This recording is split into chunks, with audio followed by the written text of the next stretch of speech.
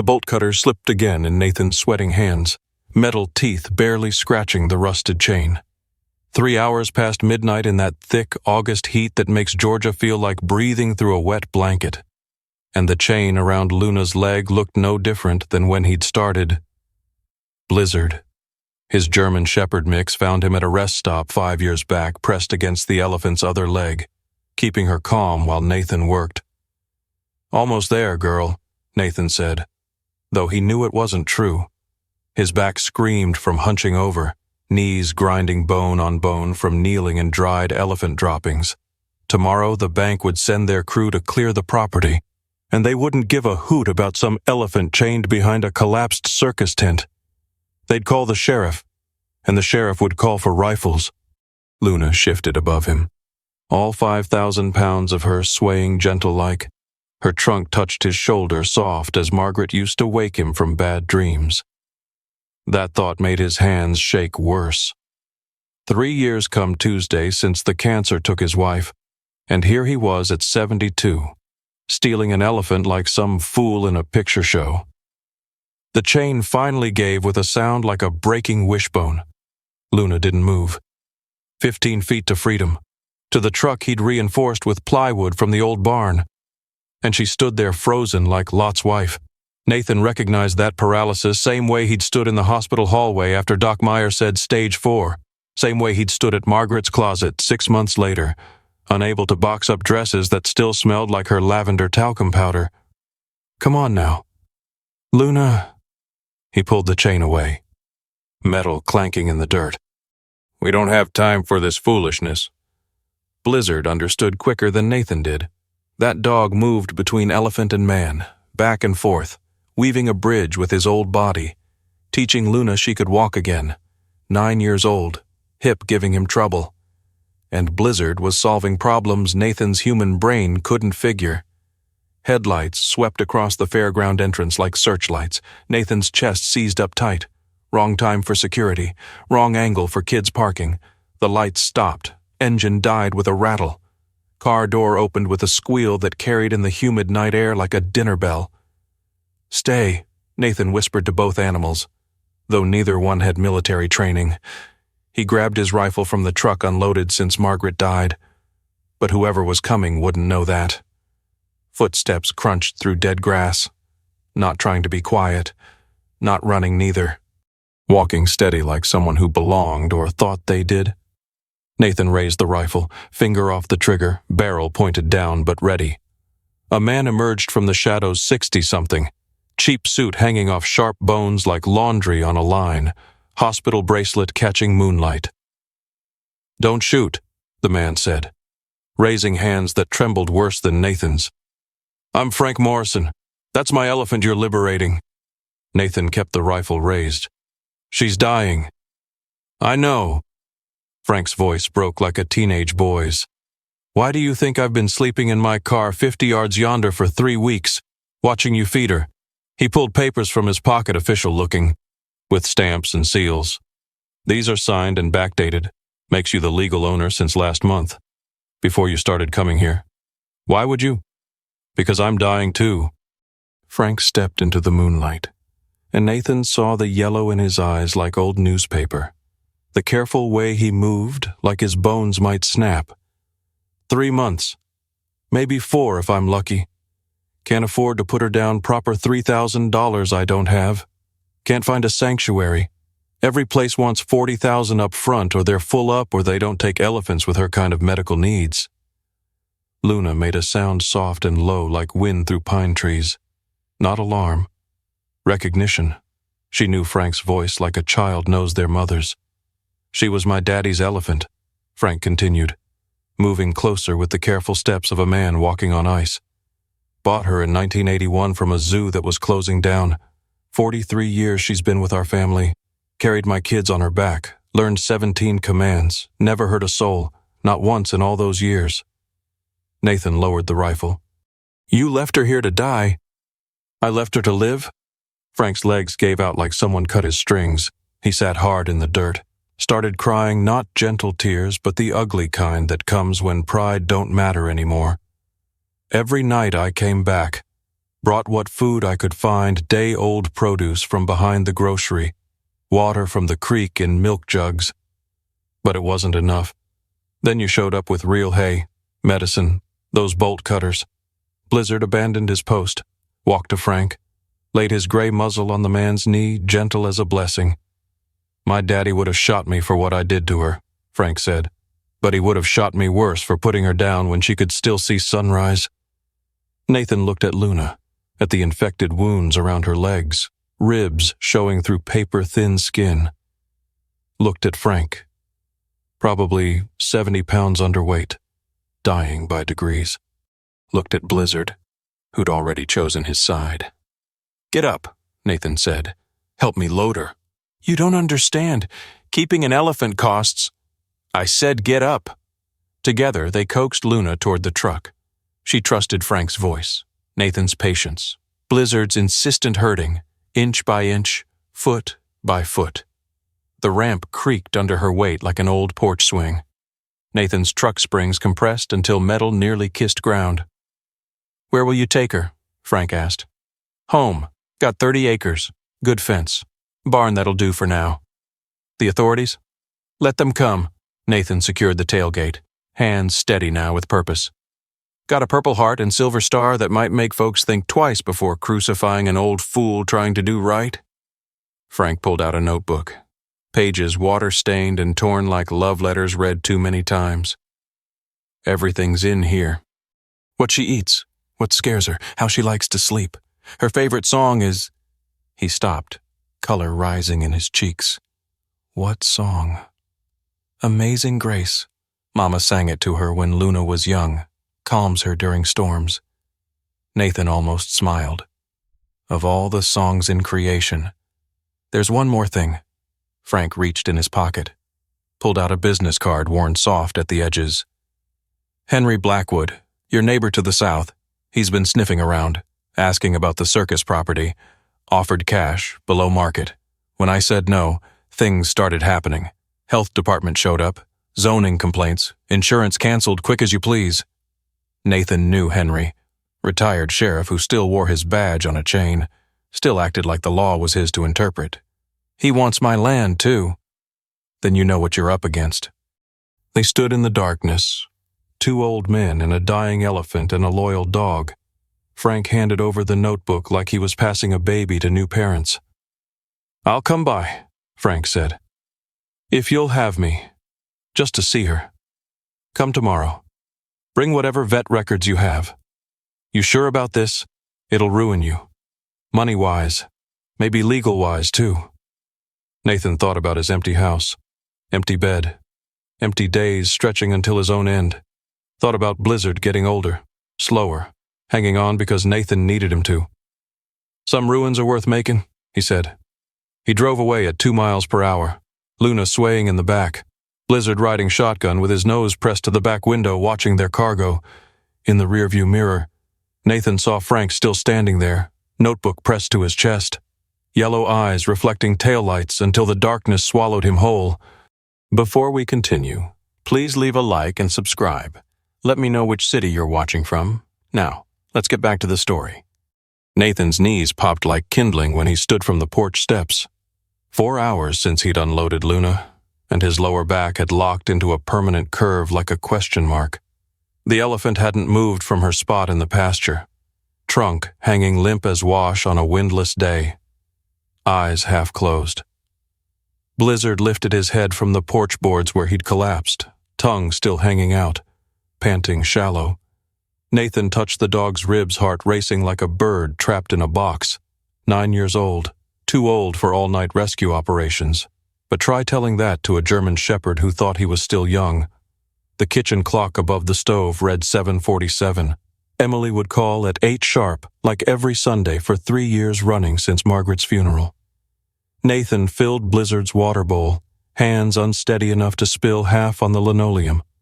Brown spots covered his knuckles, age spots. Margaret used to call them, back when she still noticed such things. The phone rang at 7:58. Emily never could wait for nothing. "Morning, Dad. Morning. You sound tired." That nurse voice of hers, like she was checking symptoms. "Are you taking your medications?" Nathan's eyes found the 7 prescription bottles lined up on the windowsill like soldiers. Blood pressure, cholesterol, something for his prostate, 2 for nightmares that didn't work worth a hoot. "Yes. The Lexapro too. Everything." Silence stretched between them like taffy. Through the window, Luna swayed left, right, left, same rhythm as the ceiling fan in Margaret's hospice room. Nathan's throat tightened. "I'm worried about you alone out there," Emily said. "I've got Blizzard. Dad, he's old. When he's gone." "He's not gone." More silence. Nathan heard hospital sounds behind Emily machines beeping. Footsteps. Somebody paging Dr. Morrison over the intercom. Morrison. Nathan's stomach dropped. Frank Morrison. "I have to go," Nathan said. "Dad. Wait." He hung up. Through the screen door, a car crawled up his gravel drive. Not Frank's rust-eaten Corolla from last night. This was a white Crown Victoria, spotlight still mounted on the driver's side despite civilian plates. Henry Blackwood. Nathan's mouth went dry as August dust. He grabbed the rifle from beside the door, still unloaded, and stepped onto the porch. Blizzard struggled to his feet, stood beside him, hackles raised despite his exhaustion. Henry parked beside Nathan's mud-splattered truck, took his sweet time getting out. Starched khaki shirt ironed sharp, pants creased like knife blades, sheriff's star on a chain around his neck catching the morning sun like a promise of trouble. "Nathan." Henry's eyes tracked to the pasture, found Luna, his mouth pulled into something that wasn't quite a smile. "Interesting addition to your livestock?" Nathan's grip tightened on the rifle stock until his knuckles went white as chicken bones. The morning air stuck in his throat like he was breathing through wet cotton. Henry's words hung between them like a challenge at a church social gone wrong. "She's not livestock," Nathan said. Henry pulled out his phone, one of those thin things Emily kept trying to teach Nathan to use. "Got a call this morning. Frank Morrison says you stole his elephant." The phone screen showed Frank's number clear as day, but the call time read 6:23 a.m. Nathan had left Frank standing in that abandoned fairground at 2 a.m., barely able to stand, dying by the look of him. "Frank gave her to me." Nathan's voice came out rough as corn shucks. "Got the papers to prove it." Henry slipped the phone back in his shirt pocket, fingers lingering on something else there. "Papers. Sure you do." He stepped closer, boot heels clicking on gravel like a countdown. "Mind if I take a look at this elephant, make sure she's not suffering?" Blizzard's growl started low in his chest, vibrating through the porch boards into Nathan's feet. "You're not sheriff anymore. Henry." "Concerned citizen." Henry's hand moved to the star hanging on his chest, thumb rubbing the metal like he was making a wish. "Animal welfare's everybody's business, especially when it involves exotic animals being kept illegal like." Luna hadn't moved from her spot 70 yards away, but her trunk lifted, testing the air. The morning breeze carried Henry's cologne something sharp that probably cost more than Nathan's monthly grocery bill. Her ears flapped once, twice, like she was trying to shake off a bad dream. "Stay here," Nathan said to Blizzard, though the dog's legs trembled just from standing. Nathan walked toward the pasture, rifle loose in his right hand. Henry followed 3 steps behind, close enough that Nathan could hear his breathing controlled, measured, like a man counting money. The grass crunched under their feet, still brown from 2 weeks without rain. Grasshoppers burst away from each step like tiny fireworks. Nathan's shirt stuck to his spine with sweat he didn't want Henry to see. Luna backed up as they approached, and the movement pulled at the infected wounds on her legs. Pink flesh split open fresh, blood mixed with yellow drainage that had crusted overnight. "Lord Almighty," Henry said. "Look at those injuries. That animal's suffering something terrible." Nathan stopped 20 feet from Luna. "She's getting treatment." "From who?" "You're not a veterinarian." Henry pulled out his phone again, started taking pictures. "Those wounds are infected." "She's malnourished, standing in her own waste." Nathan looked where Henry pointed. 3 piles of dung, normal for an elephant in 12 hours. But through that phone camera, it would look like weeks of neglect. "I'm calling Doc Hayes," Henry said. "And the county? This is animal cruelty, plain and simple." "No." Henry's thumb paused over his phone. "What did you say?" Nathan turned, rifle still pointed down, but weight shifted. "I said no." "You threatening me, Nathan?" The question hung in the air like humidity before a storm. Nathan saw Henry's hand drift to his hip, where a service weapon would have sat for 30 years of sheriffing. Nothing there now but an empty belt loop. But the muscle memory remained. "Frank Morrison signed her over to me last night," Nathan said. "Legal transfer. Including all the veterinary records showing those wounds happened under his care, not mine." Henry's jaw muscle twitched like a fish on a line. "Morrison's Circus closed 4 months ago. You're telling me he kept an elephant chained up for 4 months? 3 months. And he didn't have money to move her or put her down humane. So you stole her, rescued her, without permits, without inspection, without authority." Henry stepped closer, close enough Nathan could see the red veins in his eyes like road maps to nowhere. "You know what it costs to house an elephant? Legal insurance alone runs $5,000 a month, feeds another $3,000. Veterinary care for those wounds, $10,000 minimum. You can't even afford your electric bill half the time." Nathan felt the truth of it hit him like a slap. The electric company had sent 2 notices already. "You're on fixed income," Henry continued. "VA disability and Social Security. What's that? $3,000 a month. You can't afford your own medications. Emily told me that at church last week." Emily's name in Henry's mouth made Nathan's stomach turn over. Emily talking to Henry. Emily at Henry's church. The big new one with the building fund that seemed to buy up farmland every month. "She's worried about you," Henry said, voice softer now, like a snake charmer. "Living alone out here, talking to animals more than people, up all night walking the property. That's not normal, Nathan, not healthy for a man your age." Luna made a sound, half rumble, half sigh like a tire losing air. Her trunk reached toward Nathan, stopped halfway, trembled in the air like an old man's hand reaching for something just out of grasp. "There's a solution," Henry said. "Developer friend of mine is offering $800,000 for your 30 acres. Cash deal. Close in 2 weeks. You could move to town. Get one of those nice apartments near the VA hospital. Proper care. Regular meals. Emily wouldn't worry so much." Nathan watched Luna's trunk drop. Defeated. Watched flies cluster on her wounds like black pearls. Calculated the money in his checking account, $2,342. The credit card with $5,000 limit. Already $3,000 used for Margaret's funeral expenses that the insurance didn't cover. And Luna, Henry shrugged. Sanctuary in Tennessee might take her, or... He didn't finish, didn't need to. Blizzard barked from the porch sharp. Alarmed, not his usual warning. Nathan turned to see another vehicle pulling up his drive. Not a car, a van. White, with government plates and USDA stenciled on the side in letters tall as fence posts. "Did you?" Nathan started. "Called them an hour ago," Henry said. "Before I came here, figured we should do this proper, legal-like, for everyone's safety." 2 officers got out of the van. One carried a clipboard thick with papers. The other carried a rifle loaded. Nathan could tell by how he held it, the way a man holds a tool he's prepared to use. Luna saw the men, the van, the rifle. Her whole body went rigid as a gravestone. Then she screamed, not trumpeted. Screamed a sound Nathan had only heard once before, from a horse with a broken leg. Right before they shot it, the sound seemed to go on forever, echoing off the barn, the house, rattling in Nathan's chest like thunder in a coffee can. Henry smiled then, a real smile this time. Should have taken the money. Nathan.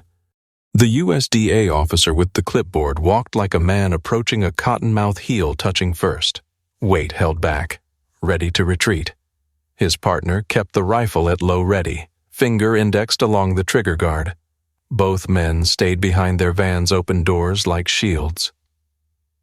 "Mr. Cross," the clipboard officer's voice cracked on the second word. "Young fellow. maybe 30. Probably never seen an elephant outside a zoo. I'm Agent Martinez, USDA Animal and Plant Health Inspection Service. We've received a complaint about an exotic animal being kept without proper permits. Luna's scream still echoed in Nathan's skull, made his teeth ache. The elephant backed against the fence, head swaying side to side like she was saying no, no, no. Blood from her leg wounds left red smears on the yellowed grass. She's legal, Nathan said. The rifle in his hands felt heavier than it should, heavier than it had in Iraq. I have papers. Sir, I need you to put down the weapon. Nathan looked at his hands holding the rifle. He'd forgotten again, like forgetting Margaret was gone and setting 2 coffee cups out every morning for 6 months after the funeral. The officer with the rifle had shifted his stance. Weight forward. Ready. It's not loaded. Nathan set it on the ground, stepped back, his knees nearly buckled when had standing become such work. The papers, Mr. Cross. In the house, Martinez looked at his partner, then at Henry. Mr. Blackwood says the animal was stolen from a circus property. Frank Morrison gave her to me. Is Mr. Morrison here to verify that? A car door slammed like a gunshot. Nathan turned to see Frank climbing out of his Corolla, moving like each step cost him something precious. He'd changed clothes since last night, clean shirt that hung off him like a scarecrow's outfit, pants held up with a belt on its last hole. The hospital bracelet was gone, but Nathan could see the white line where it had been. I'm here. Frank's voice barely carried across the yard. He held up a manila folder thick as a hymnal. Everything's in order. Transfer dated 3 weeks ago. Henry's face went tight as a clenched fist. Frank, what in blazes are you doing? Right thing. For once. Frank handed the folder to Martinez, had to use both hands to keep it from shaking. Bills of sale going back to 1981. USDA permits through 2019 when we closed. Transfer of ownership to Nathan Cross dated August 1st. Martinez flipped through pages, forehead wrinkling up. Mr. Morrison, these permits expired 5 years ago. Circus closed then. Temporary. We thought... Frank's legs shook like a newborn colt's. Couldn't afford to renew. But you kept the elephant. She's family. Frank's legs gave out. Nathan caught him before he hit the ground, felt how light he was, like a bird made of paper. 43 years she's been with us. Without proper permits, without inspections, Martinez kept reading. Without veterinary care, from what I can see, I couldn't afford... Sir, are you aware that possession of an exotic animal without federal permits as a felony could mean prison time? Frank laughed, bitter as black coffee. Son, I'm dying. Liver's shutting down like a factory at quitting time. What are you going to do, arrest a corpse? The young agent looked uncomfortable as a long-tailed cat in a room full of rocking chairs. His partner hadn't moved. Rifle still ready.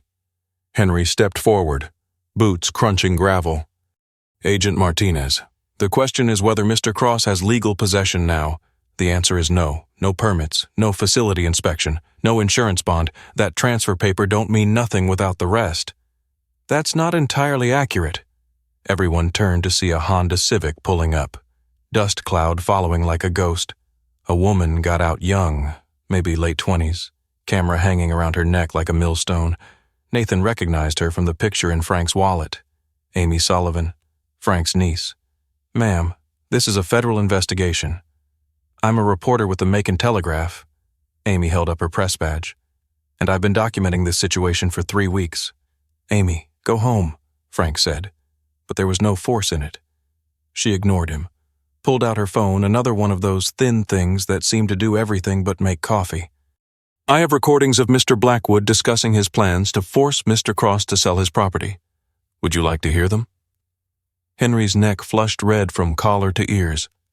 That's illegal recording without consent. Georgia's a one-party consent state for recording. Amy touched the screen. Henry's voice filled the morning air. Tinny but clear. Cross won't sell. Old fool's going to die alone on that land unless someone pushes him. Another voice. Unclear. What kind of push Henry on the recording? Find something, always something. Zoning violation, health code, dead body in the basement. Don't care what. Amy stopped the playback. There's more. 3 hours worth. Martinez looked between Henry, Amy, and Nathan like he was watching a tennis match nobody was winning. The elephant had stopped swaying, stood frozen against the fence, each breath labored like she was drowning in air. "Mr. Cross," Martinez said slowly, like talking to a child, "regardless of Mr. Blackwood's motivations, you still need proper permits to keep an exotic animal. The law is clear as window glass. How long do I have?" "To get permits, minimum 90 days for processing, assuming you meet all requirements.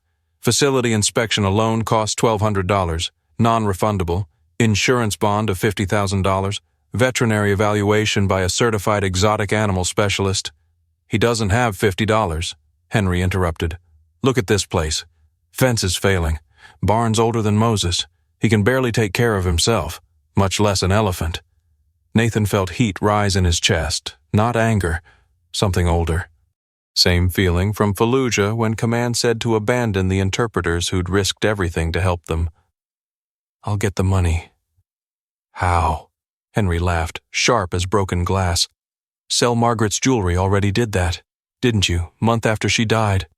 Mortgage the farm bank won't touch it with the back taxes you owe." Back taxes. Nathan's stomach clenched like a fist.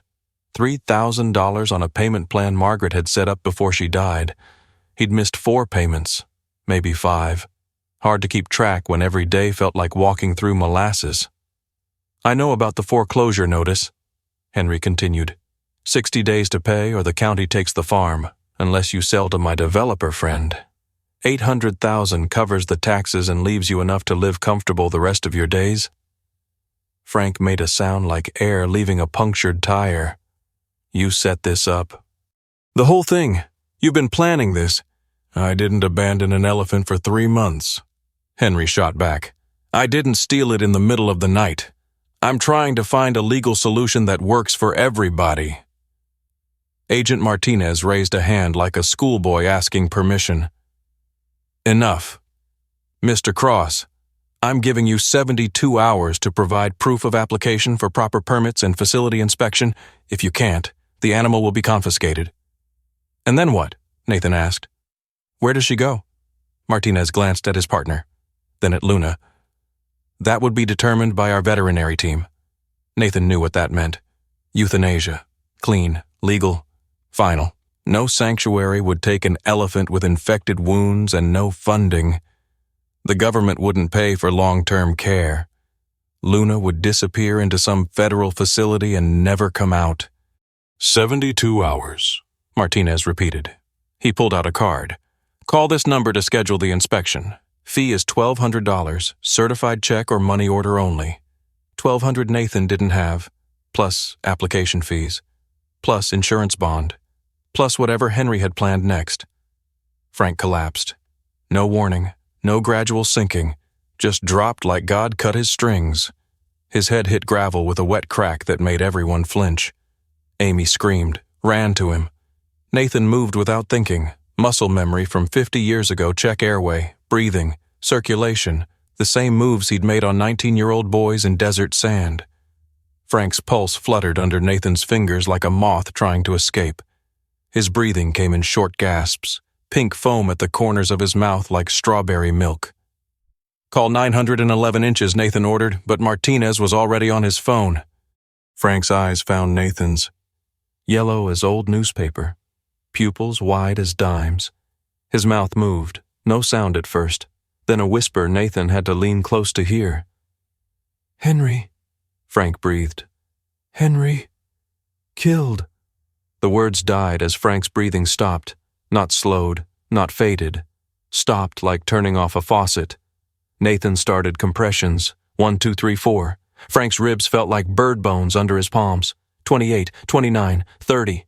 Pinched Frank's nose, sealed his mouth over blue lips, forced air into still lungs, tasted bile and copper and something else medicine, maybe, or poison. Amy knelt beside them, her camera forgotten in the dirt. "Is he Uncle Frank? Please?" On compression 23, Nathan felt something give under his palms, rib separating from cartilage, the crunch like stepping on a cricket. He kept going. Had to. But Frank's eyes had already gone somewhere else. somewhere Nathan couldn't follow. The ambulance left without sirens, without hurry. No need to rush the dead. Nathan stood in his driveway watching the taillights disappear. Frank's last words still rattling in his head like coins in an empty can. Henry killed. Henry killed what? Who? Amy sat on the porch steps, her uncle's manila folder clutched against her chest. Mascara ran down her cheeks in black rivers. He wasn't delirious, she said. Uncle Frank was sharp as a tack till the end. Nathan's knees cracked when he sat beside her. The morning had turned hot, that wet blanket Georgia heat that made breathing feel like work. Luna hadn't moved from the fence corner, her trunk hanging limp, eyes closed, though Nathan knew she wasn't sleeping. Elephants grieved. He'd read that somewhere. They understood death better than most humans. 3 weeks ago, Amy said, Uncle Frank called me. Said Henry Blackwood offered to buy the Circus property for cash, $20,000 for 10 acres of nothing but broken dreams and rust. When Frank refused, Henry said accidents happened to sick old men. You record that conversation. No, didn't start recording until later. Amy opened the folder, pages rustling like dead leaves. But I found these insurance documents. Nathan squinted at the small print. His reading glasses were inside.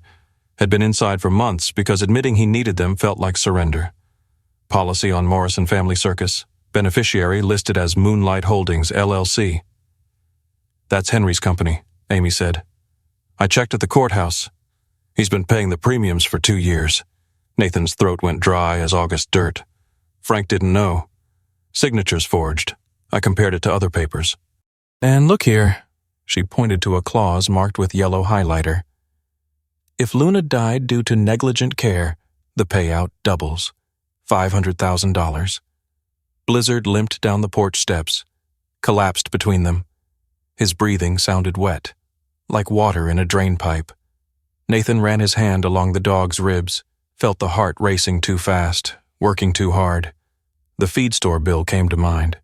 $800 last month for hay, another $600 coming due.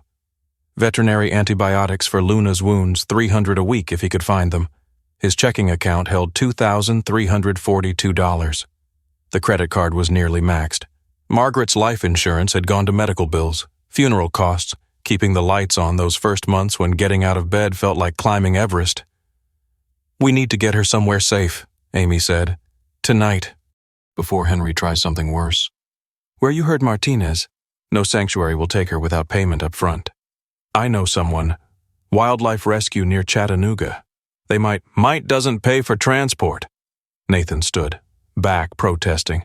Cost $3,000 minimum to move an elephant across state lines, plus permits, plus armed guard because she's considered dangerous now.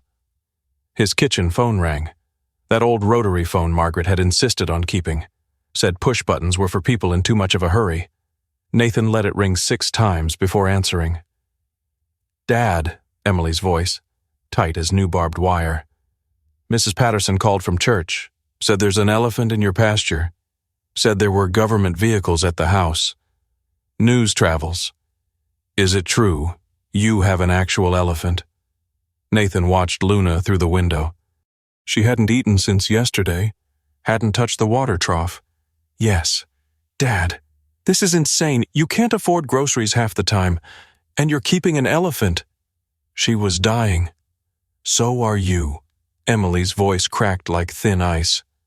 Your blood pressure medication alone costs $300 a month without insurance. You're choosing an animal over your health. I'm choosing something over nothing. Silence stretched between them like a taut rope. Nathan heard hospital sounds behind Emily, the mechanical breathing of machines, the squeak of gurney wheels, someone calling for a crash cart. Mr. Blackwood called me, Emily said quietly. He's worried about you. Said you're not thinking clearly, that you threatened federal agents with a rifle. Nathan's hand tightened on the receiver until the plastic creaked. What else did Henry say? That there's a solution. A good offer on the farm. Dad, $800,000 could set you up proper, get you into assisted living near the VA hospital, regular meals, people to talk to. Nathan hung up. The phone rang again immediately. He unplugged it from the wall. Amy was typing on her phone. "I'm sending everything to my editor. If we run the story about Henry's insurance fraud, won't matter. Frank's dead. Can't testify to nothing." Nathan opened his checkbook. Did the math again like the numbers might change? 2,300 in checking. 3,000 owed in back taxes. 1,200 for inspection. I need $18,000 in 3 days. The sound of trucks interrupted. Nathan looked out to see pickups pulling into his drive. Jim Patterson from the hardware store driving his old Ford that had seen better decades. Peggy from the diner in her husband's Chevy. Behind them, more vehicles, some Nathan recognized, some he didn't. Jim got out first, lifted a bag of feed from his truck bed like it weighed nothing, though Nathan knew it was 50 pounds of sweet feed. "Heard you got an elephant needs tending." "Jim, I can't pay." Didn't ask for money. Jim set the feed on the porch, went back for another bag. "My daddy knew Frank Morrison. Good man who hit hard times. Could have happened to any of us." Peggy carried a box of produce, carrots and apples with the grocery stickers still on. "From the diner. Day old but still good. Elephants eat vegetables, don't they?" More people arrived. Tom Bennett with his 3 sons, all carrying buckets and brushes. Sarah Klein with medical supplies from her husband's veterinary practice, the animal hospital 20 miles over, not Doc Hayes' local clinic. By noon, 30 people filled Nathan's yard, some working, some just standing and staring at Luna. Dr. Caroline Hayes arrived in her mobile unit, the one she used for farm calls. She walked to the fence, studied Luna from a distance with the careful eyes of someone who'd seen too much suffering. "Those wounds need debriding," she said. "Dead tissue cut away. Antibiotics started immediately. The infection's spreading. Can see it from here." "How much?" Caroline didn't answer right away, calculating. 4,000 for surgery and initial treatment, maybe another 2,000 for follow-up care. Nathan's vision grayed at the edges. He gripped the fence post to keep from swaying. "But I can start today. Work out payments later." Caroline was already pulling supplies from her truck. "Amy, I need you to document everything. Every treatment, every dose of medicine. When Henry challenges this, and he will, we need proof we're providing proper care." They worked through the afternoon. Caroline sedated Luna just enough to clean the wounds. Nathan holding the elephant's trunk while she cut away dead flesh. Luna's skin felt like old leather under his palm, dry and cracked from dehydration. Her breath wheezed through her trunk like wind through a broken screen door. Amy photographed everything, even the parts that made Nathan's stomach turn the maggots in the deepest wounds, the bone showing through where the chains had cut deepest. The crowd thinned as afternoon wore on, but some stayed. Jim and 3 other men started reinforcing the fence without being asked. Peggy organized food in Nathan's refrigerator, throwing out milk that had gone bad, adding casseroles that appeared like magic. At 4 o'clock, Sheriff Coleman arrived.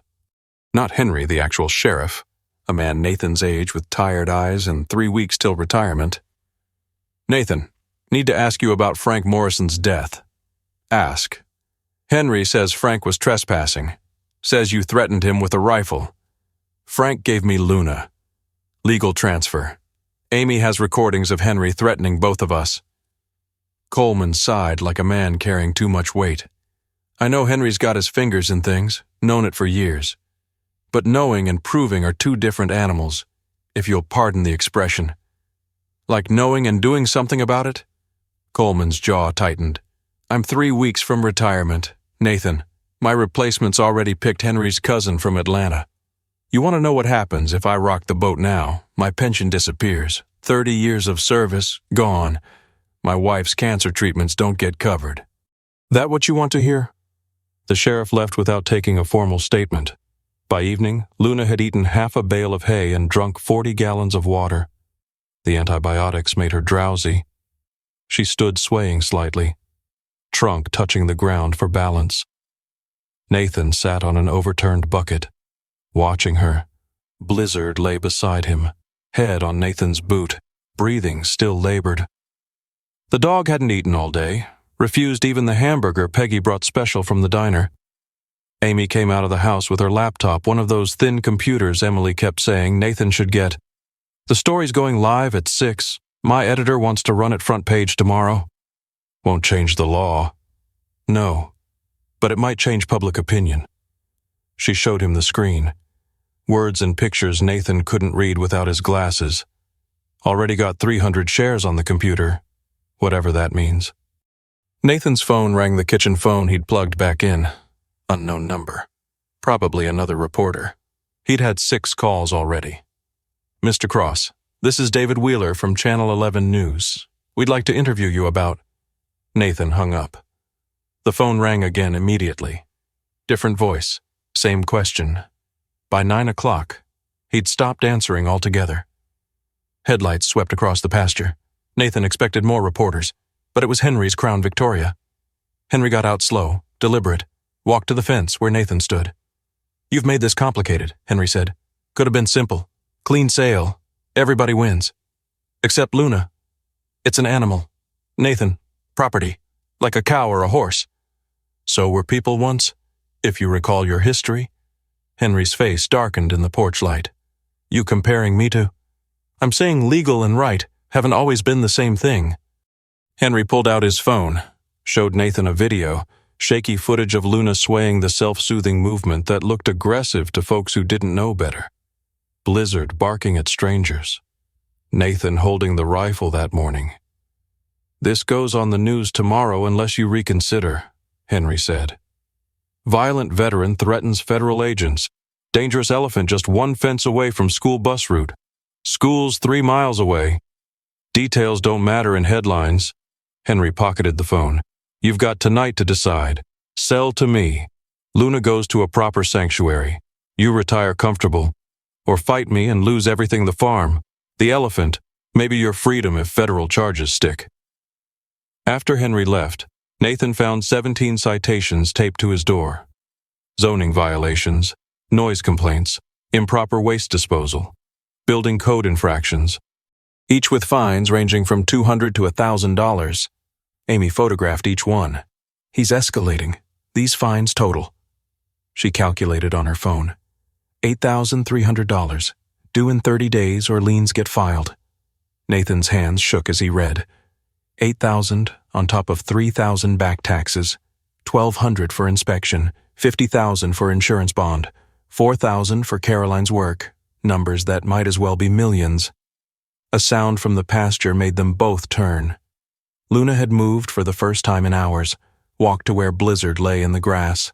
Her trunk reached down, touched the dog gentle as a mother with a baby. Blizzard's tail moved once, barely a twitch. Then Nathan saw what Luna saw. Blizzard wasn't breathing right. Each inhale caught, stuttered, caught again. The dog's chest moved wrong, like machinery breaking down. No, Nathan whispered, dropping to his knees beside his dog. Not yet, please, not yet. Blizzard's eyes found Nathan's. Brown eyes clouded with pain, but still aware, still present. In them. Nathan saw the question every dying thing asks, the one he'd seen in too many eyes over too many years. Luna's trunk touched Nathan's shoulder. Then Blizzard sighed. Then Nathan again. Back and forth, connecting them, like she was trying to hold them both together while everything fell apart. Caroline Hayes knelt beside Blizzard, stethoscope moving across his ribs like she was reading Braille. The metal disc stopped over his heart, lingered, moved to his lungs. Nathan's fingers cramped from gripping the dog's paw. Each of Blizzard's breaths sounded like water gurgling through a broken pipe. Fluid in his lungs, Caroline said. She pulled back the dog's lip gums, pale as milk.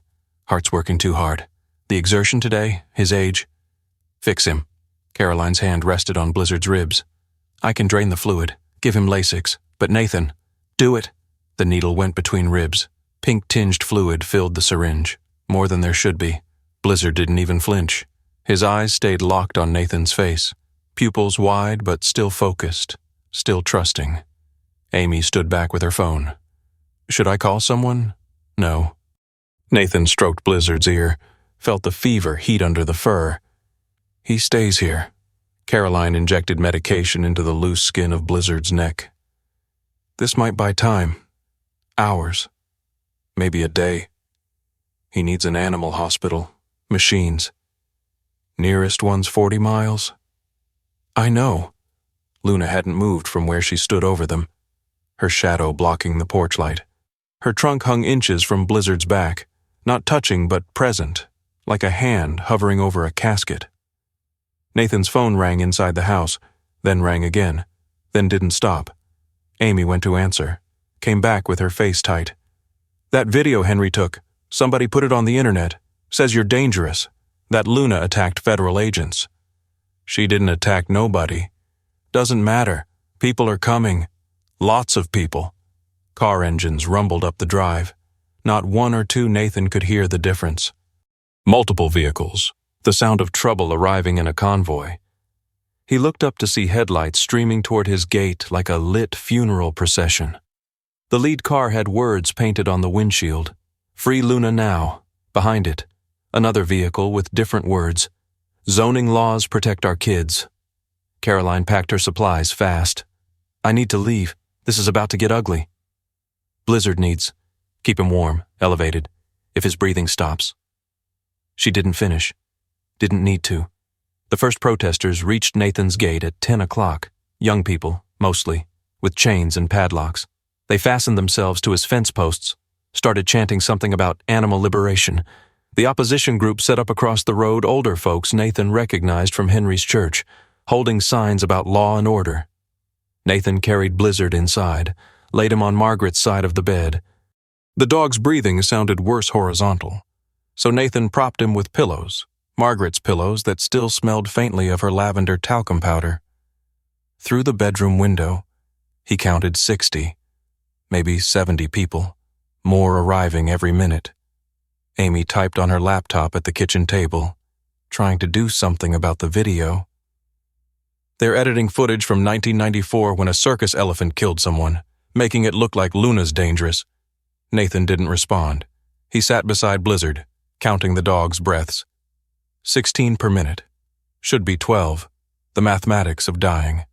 At midnight, the news vans arrived, big white trucks with satellite dishes that unfolded like metal flowers. Bright lights turned his yard into noon. Someone knocked on the door, polite at first, then harder. Nathan didn't answer. The knocking became pounding. Luna trumpeted from the pasture. Not the anguished scream from morning, but confusion, fear. The lights blinded her, the noise chanting, shouting. Car horns made her pace along the fence line. Her infected legs left blood trails in the grass. Dark ribbons visible even from the house. Nathan went to the window. 3 protesters had cut his fence, young folks with bolt cutters like the ones he'd used to free Luna. They approached her with ropes, trying to liberate her to somewhere, anywhere but here. Stop, Nathan shouted from the porch. You're scaring her. A woman with tangled hair and tie-dyed shirt turned on him. You're the one scaring her, keeping her prisoner. She's sick. She needs freedom. The woman advanced toward Luna with the rope held out like an offering. Luna's trunk swept sideways, caught the woman in the chest, not aggressive defensive, like swatting a fly. The woman flew back 6 feet, landed hard on her back. Screams erupted from the crowd. Someone yelled, "The elephant attacked," someone else yelled for 911. Sheriff Coleman's cruiser pushed through the crowd, lights flashing blue and red. He got out slow, hand on his weapon. "Everyone back behind the property line. Now!" The protesters retreated, but one shouted, "We're calling Washington. This animal is being abused." "Already called," Coleman said. He looked at Nathan. "USDA's coming back. With a seizure order." Nathan's knees went soft as cooked spaghetti. "The 72 hours isn't up. Public safety concern overrides it." Coleman's voice dropped low. "Henry's cousin in Atlanta made some calls. Judge signed the order an hour ago. I'm sorry. Nathan, I tried to buy you time." The crowd grew through the night. By 3 a.m, Nathan counted 200 people, maybe more. The 2 groups faced off across his fence line like armies before a battle. Someone threw a bottle. Glass shattered on asphalt. Someone else threw a rock. Coleman called for state police backup. Nathan stayed with Blizzard. The dog's breathing had stabilized but remained labored, each inhale a conscious effort. Every hour. Nathan checked Luna through the window. She stood in the corner, swaying in that way that meant distress, not aggression. The protesters didn't know the difference. At 5 a.m, Henry Blackwood arrived. He walked through the crowd like Moses through the Red Sea, supporters falling in behind him. He wore a uniform not sheriff's, but something official-looking. He carried a clipboard and a megaphone. "Nathan Cross," Henry's voice boomed across the property. "As emergency coordinator for County Animal Control, I'm ordering immediate surrender of the elephant." Nathan stepped onto the porch. Blizzard cradled in his arms. The dog weighed nothing now. Just fur and bones and fading life. "You're not animal control," Nathan said. "Emergency appointment. Sheriff Coleman can verify." Coleman stood by his cruiser, shoulders slumped. He nodded once. Defeated. Henry smiled.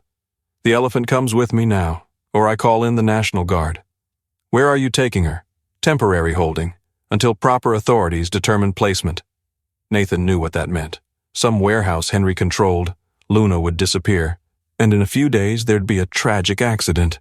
$500,000 in insurance money. "No." Henry's smile widened. "Then we do this the hard way," he signaled to men in the crowd. 3 of them pushed forward carrying catch poles, long aluminum poles with wire loops for controlling dangerous animals. They headed for Nathan's gate. Blizzard convulsed in Nathan's arms. The dog's whole body went rigid, back arching, then limp. White foam tinged with blood bubbled from his mouth. His bladder released. Warm urine soaking through Nathan's shirt, running down his arms. "No, no, no." Nathan lowered Blizzard to the porch, started compressions on the narrow chest. 1, 2, 3, 4. The dog's ribs felt like bird bones under his palms, fragile as hope. The men with catch poles entered the pasture. Luna saw them coming, saw the poles, the loops, the intent.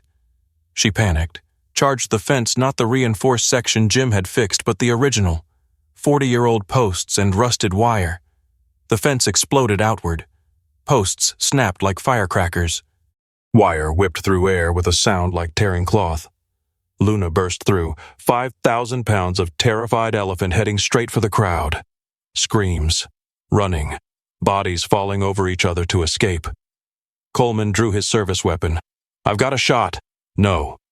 Nathan abandoned Blizzard's still form, ran toward Luna with his arms spread wide, his body between the gun and the elephant, just like he'd promised. "You'll have to shoot me first." Luna's massive foot came down inches from a fallen protester. The woman screamed. Luna froze, confused, trunk swinging wildly, looking for something familiar in the chaos. More police arrived, state troopers with rifles. Red laser dots danced across Luna's skin like angry stars. "Stand down, Mr. Cross," a trooper commanded through his patrol car speaker. "Move away from the animal." Nathan didn't move. Behind him, Luna's breathing sounded wrong, labored, wet, like Blizzard's had, like everything was drowning from the inside. Amy pushed through the crowd, camera recording everything. "Don't shoot, she's just scared. Ma'am, get back." A gunshot cracked across the morning air. Nathan felt the bullet pass his ear, felt the wind of it. The heat. Behind him. Luna screamed not fear this time, pain. Blood ran down her shoulder, black in the pre-dawn light. "Who fired?" Coleman shouted. "Who gave that order?" Nathan turned to see Henry holding a hunting rifle, smoke still rising from its barrel. "Subduing a dangerous animal," Henry said calmly. "Within my authority as emergency coordinator." Luna swayed. Blood streamed down her leg, pooling in the dirt. The bullet had hit high on her shoulder, painful but not immediately fatal. She'd die slow from blood loss or infection.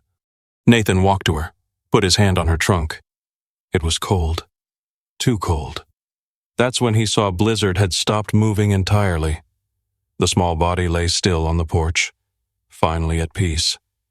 And Emily's car was pulling up the drive, his daughter's face visible through the windshield, eyes wide with horror at the scene before her.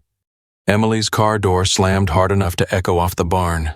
She pushed through the crowd, still in her hospital scrubs, face white as fresh bandages. Her eyes found Nathan first, then the blood on his shirt, Blizzard's urine mixed with Luna's blood, then the elephant swaying behind him like a gray mountain about to fall.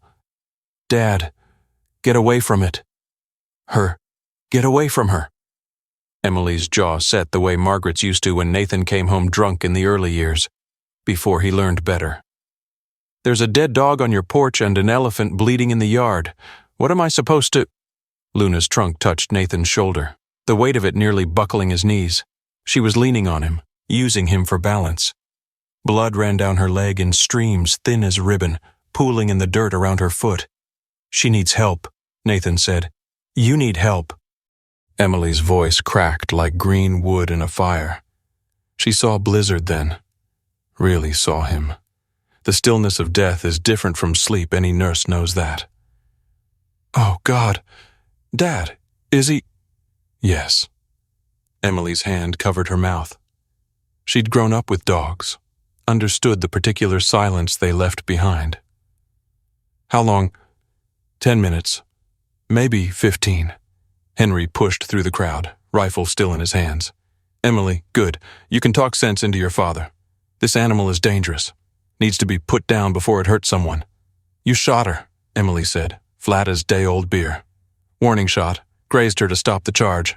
That's not a graze. Emily moved closer. Nurse training overriding fear. The wound was a hole big as a quarter, bleeding steady but not spurting. That bullet's still in there. Doesn't matter, Henry said. Animals being seized. What happens next is up to federal authorities. Sheriff Coleman approached. Notebook out, hand shaking slightly. I need that rifle. Henry, evidence. Evidence of what I acted within my authority. You discharged a firearm in a crowd of 200 people. At minimum, that's reckless endangerment. Henry's face went red as a turkey's wattle. You taking his side? I'm taking the law's side, for once. While they argued, Nathan felt Luna's weight shift. Her wounded leg trembled, gave out. She went down on her front knees, trunk still draped over Nathan's shoulder. The position put her head level with his. Her eye brown, surrounded by wrinkled gray skin inches from his face. The eye was going glassy. Nathan had seen it before in Iraq, in Margaret, now in Luna. The retreat inward when the body starts shutting down. Caroline, Nathan called. Somebody get Caroline. Amy already had her phone out, talking fast. She's coming. 20 minutes. She doesn't have 20 minutes. Luna's breathing changed short. Sharp puffs through her trunk like a bellows running out of air. Her good front leg gave out. She rolled sideways. 5,000 pounds of dying elephant hitting earth with a sound like distant thunder. The crowd backed up. Someone screamed about the elephant dying. Another about lawsuit liability. Nathan dropped to his knees beside Luna's head. Her eye tracked to him, pupil wide with shock. He put both hands on her trunk, felt the pulse inside rapid, thready, fading. Dad, move back, Emily said. If she thrashes. She won't. Luna's trunk curled slightly, the tip touching Nathan's wrist where his own pulse beat. Her breathing slowed. 10 breaths per minute. 8. 6. That's when Luna saw Blizzard. The porch was visible from where she lay, the small body unmistakable even at 30 yards. Luna's eye widened. A sound came from deep in her chest, not a trumpet, not a rumble, something between a moan and a question, like a mother finding an empty crib. She tried to stand, got her good legs under her, wounded shoulder scraping dirt, blood flowing faster with the effort. She took one step toward the porch, another. Each movement opened the bullet wound wider, muscle tearing, blood running like water from a broken faucet. Stop her, someone shouted. She's going after the house. Coleman raised his weapon. If she gets to the road, she's going to Blizzard. Nathan walked beside Luna, hand on her shoulder, feeling the muscles spasm under skin. She knows he's dead. Luna reached the porch, stopped, her trunk extended, touched Blizzard's still form. Gentle as picking up an egg, the way she'd taken apples from Nathan's hand. She ran her trunk along the dog's body, pausing at his head, his chest where the heart no longer beat. Then she did something Nathan had only read about, never seen. She began to sway, not the distressed movement from earlier, but deliberate, rhythmic. Left, right, left. Her trunk lifted Blizzard slightly, set him down, lifted again, not trying to wake him. Something else, something older than memory. "She's mourning," Amy whispered. Her camera was up, recording. "Elephants hold vigil for their dead. Luna's legs gave out. She went down hard beside the porch, Blizzard's body between her trunk and her chest. She pulled him against her, careful even in collapse not to crush him. Blood from her wound soaked into the porch steps, spreading like spilled paint. The crowd had gone silent. Even Henry lowered his rifle. Emily knelt beside Nathan. "Dad, I'm sorry about all of it. I didn't know Henry would—" She stopped, swallowed hard. "I just wanted you safe." "Safe from what?" "From yourself. You've been different since Mom died. Isolated. The neighbors say you talk to animals more than people. Animals don't lie." Luna's breathing had gone shallow, catching on each inhale like a door on a broken hinge. Her trunk still curled around Blizzard, but the strength was leaving it, the curl loosening like a fist opening. Nathan could see her pulse in her neck too fast, too weak. The blood from her shoulder had slowed but not stopped. Internal bleeding. Probably. The bullet fragmenting, tearing things that couldn't be fixed. Caroline's truck skidded into the drive, gravel flying. She jumped out with her medical kit, took one look at Luna and shook her head. "The bullet's deep. Looks like it hit the scapula, maybe fragmented into the joint. She needs surgery. Can you—" "Not here. Not with this equipment." Caroline prepared a syringe, big as a turkey baster. "I can give antibiotics, pain relief, try to slow the bleeding, but Nathan—" "Do it." Caroline worked fast. Injections into the thick skin of Luna's hip. Pressure bandages that soaked through in seconds. Luna didn't react to any of it. Her eye stayed fixed on Blizzard. Amy's phone buzzed. The video's spreading. 30,000 views in an hour. She showed Nathan the screen, the footage of Luna lifting Blizzard, trying to wake him, then collapsing beside him.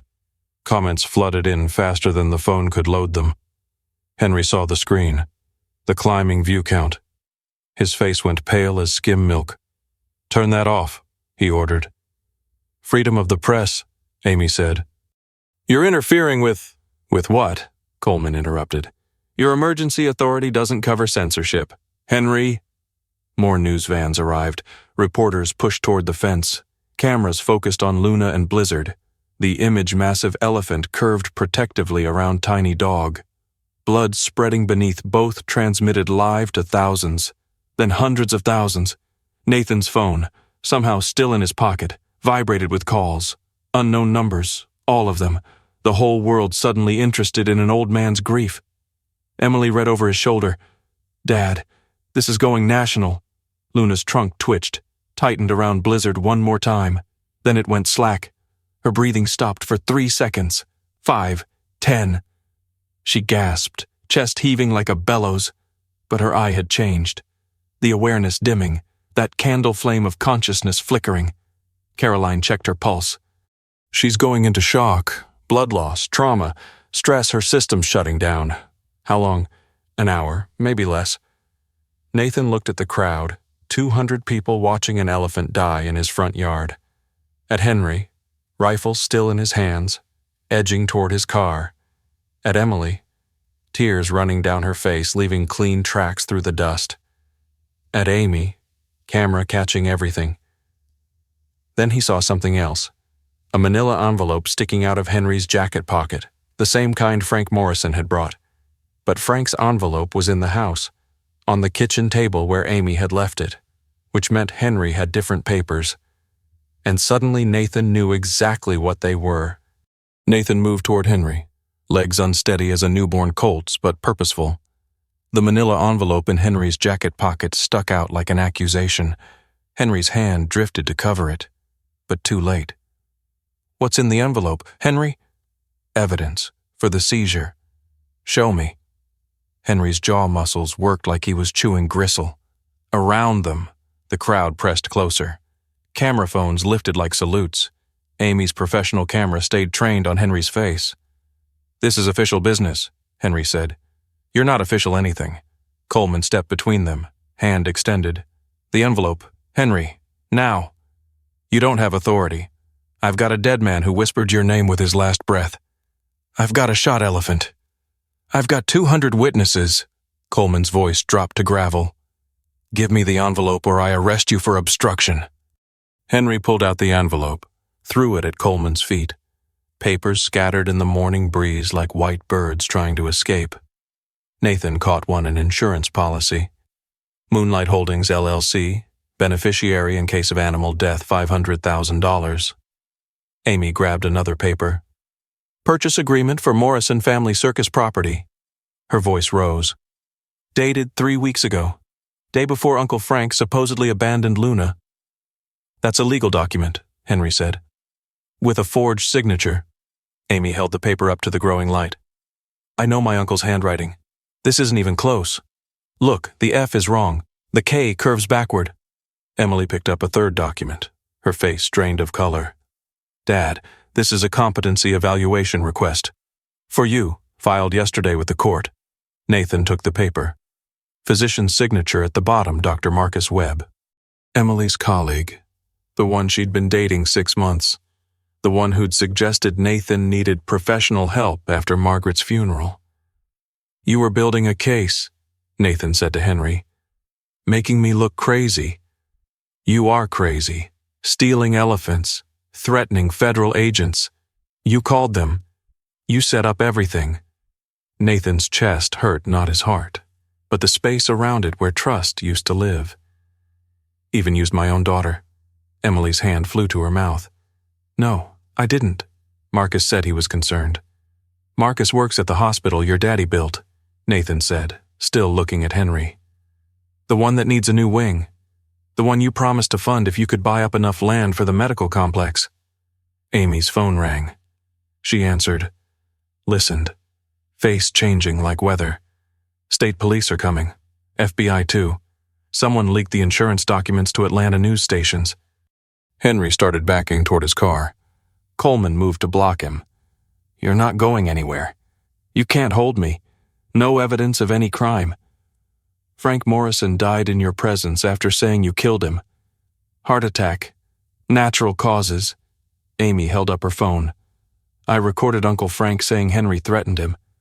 Accidents happen to sick old men. That's what you told him, isn't it? Hearsay. It's a dying declaration. Emily stepped forward, voice steady now despite tears. Legally admissible. I know because I've testified in elder abuse cases. Nathan watched Henry's face shift, confidence cracking like dried mud in rain. The rifle in Henry's hands trembled slightly. None of this matters, Henry said. The elephant's dying. The farm's in foreclosure. Nathan can't afford to fight this. Actually, he can. A new voice from the crowd. A woman in a business suit pushed through mid-50s, briefcase in hand, looking like she'd driven all night. Martha Kingston, attorney. I represent the estate of Frank Morrison. Nathan had never seen her before.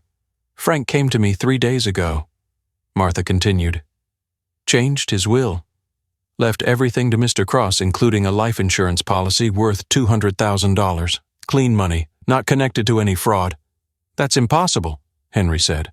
Frank was broke. The circus was broke. Frank had a separate policy, paid up since 1987. Martha pulled out documents, official with gold seals. He also gave a sworn deposition about your threats, your attempts to buy the land, your promise to handle Luna if he cooperated. Martha handed Coleman a cassette tape, the old kind Nathan remembered from the 80s. Frank recorded your conversation 2 weeks ago.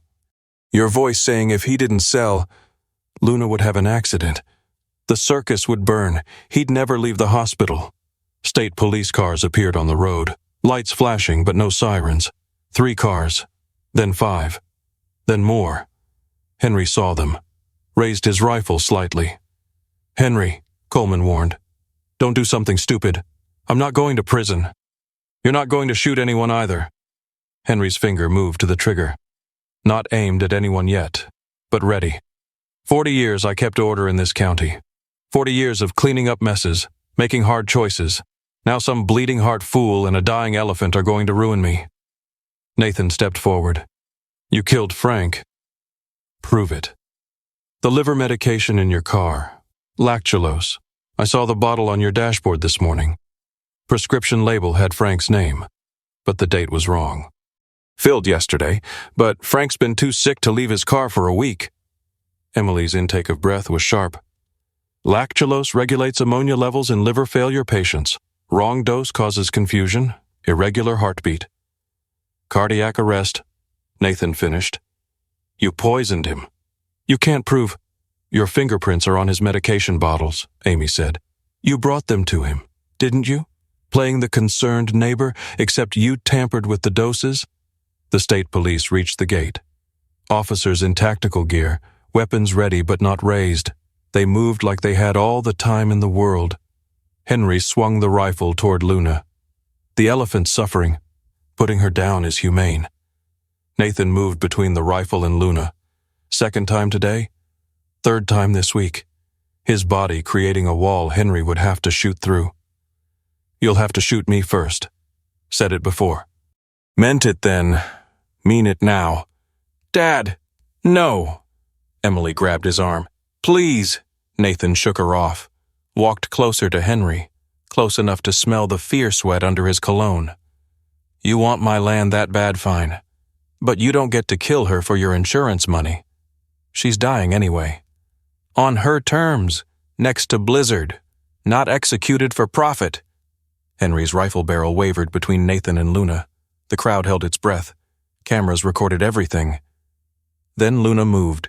She lifted her trunk, massive effort that opened her wound wider. Fresh blood flowing, not reaching for anything. Pointing. Trunk extended toward Henry's car, shaking with effort but deliberate. Caroline followed the gesture, walked to the Crown Victoria, looked through the window. There's something in here. Files. Photos. Coleman joined her, used his baton to break the driver's side window. The sound made everyone flinch. He reached in, pulled out a thick folder. His face changed as he read, Property deeds. 7 farms. All sold to Moonlight Holdings after their owners died or were declared incompetent. He looked up at Henry. Tom Morrison's signature is on here. Dated a week after his death. That's Frank's father, Amy said. He died 3 years ago, which means, Coleman's voice went flat. Henry, you've been doing this for years. How many people? They were old, dying anyway. The land was wasted on them. You killed them. I expedited natural processes. The state police moved in. Henry swung the rifle wildly. His finger squeezed the trigger. The shot was impossibly loud. Nathan felt the bullet pass his shoulder, felt the burn of powder, the shock of sound. Behind him, glass shattered Emily's car windshield, exploding. 3 officers fired tasers simultaneously. Henry convulsed, fell, rifle clattering across gravel. They zip-tied his hands while he writhed, screaming about conspiracy, about his rights, about everything he'd done for this county. In the sudden quiet, Nathan heard Luna's breathing stop. He turned, dropped beside her. Her eye was open but unfocused. Her trunk had fallen across Blizzard's body. No. Nathan put both hands on her chest, felt for a heartbeat, nothing. Started compressions, absurd against her massive ribs. Come on, Luna, not now, not like this. Caroline checked with her stethoscope, moved it across Luna's chest. Shook her head. Nathan kept pushing. His shoulders screamed. His vision blurred. He couldn't lose both of them. Not the same day, not the same hour. Emily knelt beside him, put her hands over his. Dad, stop. She's not gone. She is. Emily's tears dropped onto their joined hands. They both are. Nathan looked at Luna's eye, saw himself reflected their old man covered in blood and urine and failure, still fighting battles that were already lost. Then he saw something else in the reflection. Movement, a truck pulling up. Not police, not news. A veterinary transport with University of Georgia painted on the side. And behind it, an elephant ambulance, the kind Nathan didn't know existed. Dr. Patricia Williams stepped out, the veterinarian who'd written the book on elephant surgery. I got a call, she said. 40,000 people donated in the last hour, said to come immediately. She knelt beside Luna, pressed her stethoscope to different spots, pulled out a penlight, checked the eye. "There's still corneal reflex," she said. "She's not dead. She's in cardiac arrest." She pulled a syringe from her kit, big as a wine bottle. "Epinephrine, elephant dose. This either brings her back or—" The needle went directly into Luna's chest, between ribs, straight into the heart Nathan couldn't find. Luna's chest expanded under Nathan's palm.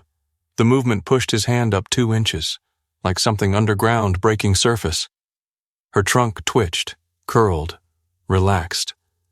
The eye that had been vacant focused on Nathan's face, pupil contracting in the morning light. "We need to move her now," Dr. Williams said. She signaled to her team 4 veterinary students climbing from the truck with equipment Nathan had only seen in battlefield hospitals. The trailers equipped for surgery, mobile operating room. They worked like combat medics, IV lines thick as garden hoses into Luna's ear vein, the only place they could find that wasn't collapsed. Blood pressure cuff that required 2 people to wrap around her leg.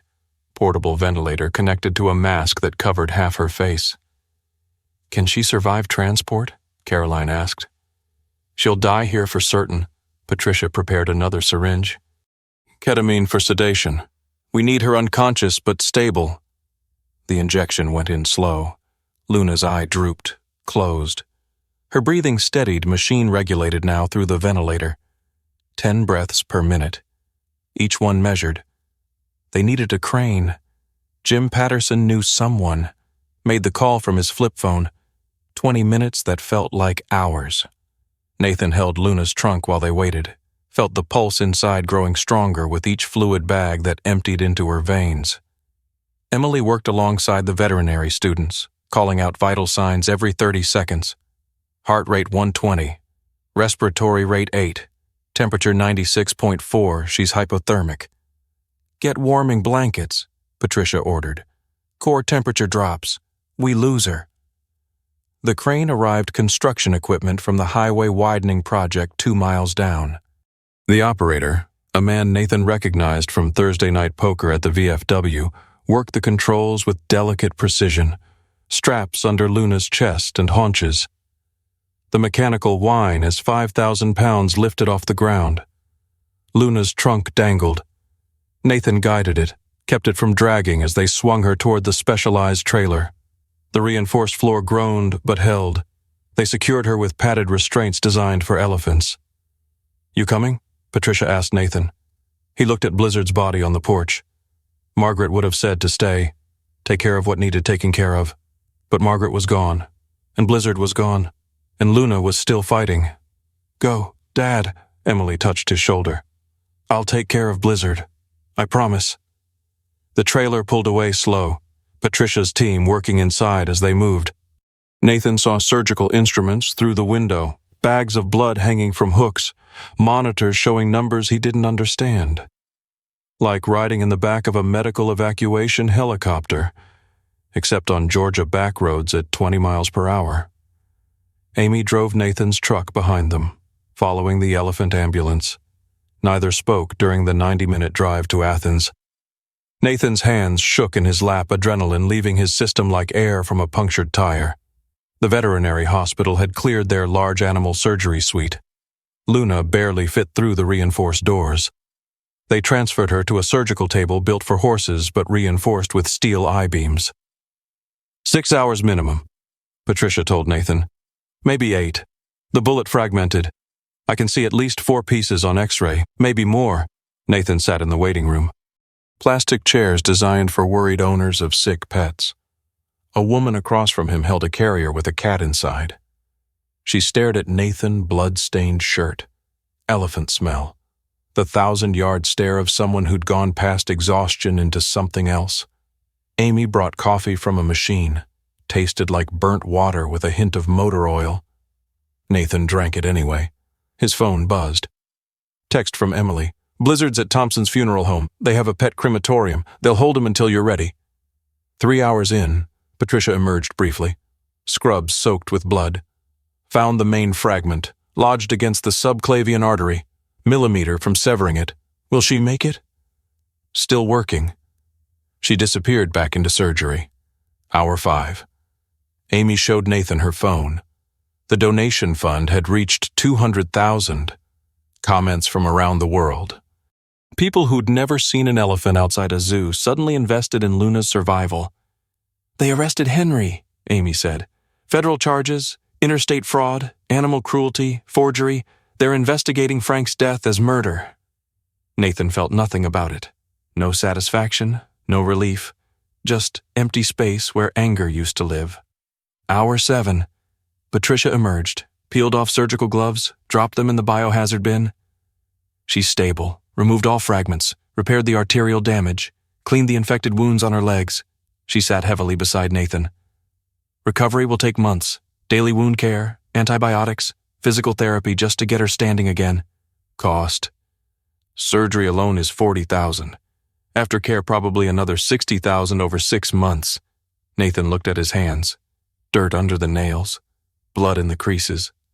Hands that had held rifles, held his dying wife, held his dying dog, now empty. "The donations will cover it," Amy said. "People want to help." They kept Luna sedated for 3 days.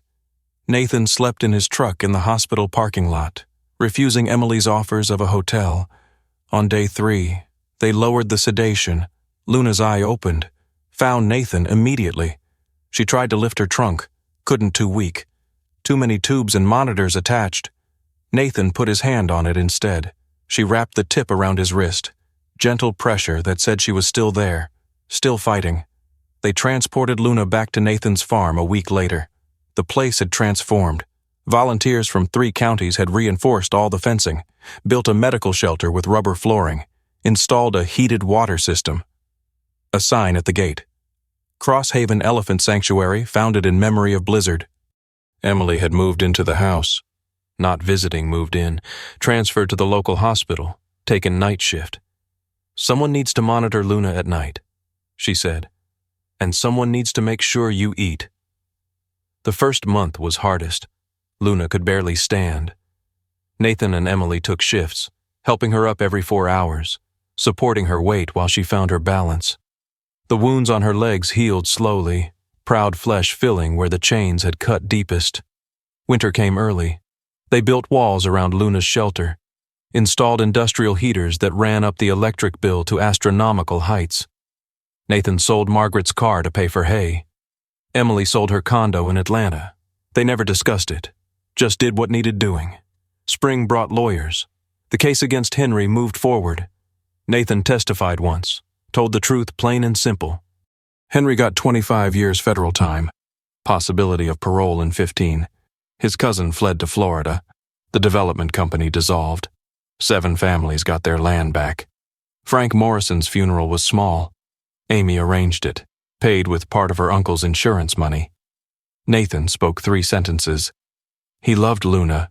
He tried to save her. That's enough. By summer, Luna could walk the full pasture. She'd gained 800 pounds. The shoulder scar remained a crater where muscle should be, but she'd adapted, learned to favor the other leg. The donations had slowed but continued. Enough for Luna's care, enough for property taxes, enough for Nathan's medications. Amy wrote a book about it. Nathan never read it. In September, 6 months after Blizzard died, Emily drove Nathan to the county animal shelter. "Just to look," she said. The dog was 11 years old. German Shepherd mix, like Blizzard but darker. Owner had died, family surrendered him, scheduled for euthanasia because nobody adopts senior dogs. "His name's Sam," the shelter worker said. Nathan sat on the concrete floor. Sam approached slow, arthritis visible in his hips, cloudiness in one eye. The dog sniffed Nathan's hand, then lay down beside him, not touching, just there. They brought Sam home that afternoon. Luna saw him from across the pasture, walked over slow. Nathan held his breath. She hadn't seen a dog since Blizzard. Sam sat, didn't approach, didn't retreat. Luna extended her trunk, touched the dog's head, gentle, like she was checking if he was real. Sam's tail moved once. Luna rumbled low in her chest, not threat, but recognition. She remembered what dogs meant: safety, companionship, not being alone. That night, Nathan found Sam in the barn, curled against Luna's front leg, not the same leg where Blizzard used to sleep the other one. His own space. Luna's trunk rested on the dog's back. Protective. November brought the documentary crew. Nathan refused interviews, but Emily talked to them, explained about trauma, about healing, about choosing to continue when continuing seemed impossible. "My father's not a hero," she said on camera. "He's just someone who showed up when something needed doing." The crew filmed evening feeding, Nathan moving slow with his new cane, filling Luna's hay net, Sam following, carrying a rope toy in his mouth habit from his previous life, Emily measuring medications, checking Luna's legs for infection. Luna ate steadily, trunk moving in rhythm. Sometimes she'd pause, touch Nathan's shoulder. Sometimes she'd drop hay for Sam to investigate. Small gestures, daily grace. The film crew left, the sun set. Nathan sat on his porch steps, same spot where he'd waited that first morning after bringing Luna home. Sam lay beside him. Luna stood at the fence, close enough to touch. Emily brought coffee, sat on his other side. They didn't talk, didn't need to. In the distance, a train whistled the evening freight heading north. Luna's ears tracked it, interested but not afraid. She'd learned the difference between sounds that threatened and sounds that just were. They sat until full dark came. Nathan's bones ached from the day, from age, from everything. But Luna was alive, and Sam was settling in, and Emily was home. Not the life he'd planned, not the life Margaret would have imagined, but life nonetheless. Luna rumbled once from the barn, checking they were still there. Sam barked once in response, still here. Nathan almost smiled. First time since Blizzard died. Tomorrow there'd be more work. Wounds to clean, medicines to give, fences to check. But tonight, this was enough. The three of them, old man, middle-aged daughter, elderly dog still here. Luna in the barn still here. All of them continuing, one day to the next, which was its own kind of grace. The story spread through Georgia like kudzu in summer. Not through newspapers anymore, through folks who'd been there, who'd helped build that fence, who'd brought hay when Nathan couldn't afford it. Jim Patterson started Thursday evening gatherings at the hardware store. Not meetings. Really just people working on small repairs while talking about their own buried griefs. Emily noticed it first. Neighbors who hadn't spoken since some property dispute in '92 working side by side on Luna's shelter. The Methodist and Baptist churches taking turns bringing produce, their old rivalry forgotten. Kids who'd never seen anything die watching Luna's scars heal. Learning that broken doesn't mean worthless. Nathan never intended any of it. He just fed Luna every morning at 6:30, walked Sam despite his own creaky hip, let people watch if they wanted. But watching became helping. Helping became habit. Before long, the sanctuary guest book filled with names veterans from 3 counties, widows, divorced fathers, teenagers with nowhere else to go, all finding something in the quiet routine of caring for what others had abandoned. This story was inspired by actual events but created solely for entertainment purposes. It does not condone, encourage, or promote any form of violence or harmful behavior toward animals or humans. All characters and events are products of the author's imagination. Any resemblance to real persons, living or dead, or actual events is purely coincidental.